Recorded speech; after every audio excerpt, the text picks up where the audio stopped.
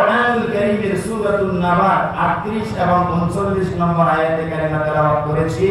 ওই আয়াতের তরজমাটা আমি করি, এরপর আলোচনা করব ইনশাআল্লাহ। বলেন ইনশাআল্লাহ। বিসমিল্লাহির রাহমানির রাহিম।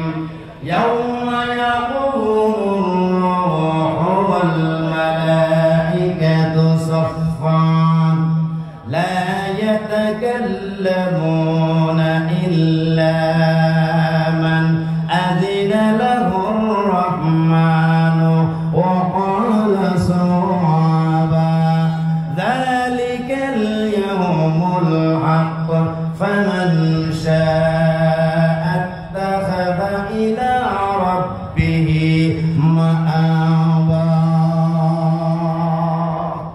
আল্লাহ রাব্বুল আলামিন বলেন, ইয়াউমা ইয়াকুমুর রূহ ওয়াল মালাইকা, ওই দিন,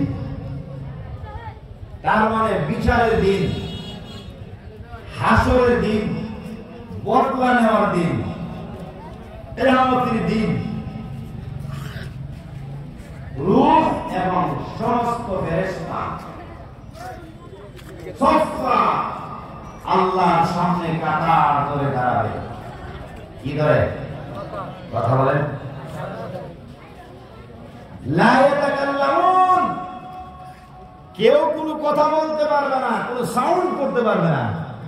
ইল্লা মান আযিনা লাহুর রহমান, রহমানের পারমিশন ছাড়া কেউ কোনো সাউন্ড করতে পারবে না। ওয়া ক্বালা সাওয়াবা, যাকে অনুমতি দেওয়া হবে সেই আল্লাহর সামনে কথা বলবে। যালিকাল ইয়াউমুল হক, এই দিনটা আসবে 100% সত্য। ফামান শাআ আত্তাখাযা ইলা রাব্বিহি মাআবা, যারা প্রয়োজন মনে করো ওই দিনের জন্য গড়কাটি থেকে প্রস্তুতি গ্রহণ করো। এই হলো তরজমা। তরজমার দ্বারা অবশ্যই বুঝতে পেরেছেন আমার আলোচনার বিষয়টা কি হবে। সারাংশ হলো, এই আয়াতের শিরোনাম হলো আল্লাহর সামনে একদিন যাওয়া লাগবে, যাওয়ার আগে প্রস্তুতি গ্রহণ করো।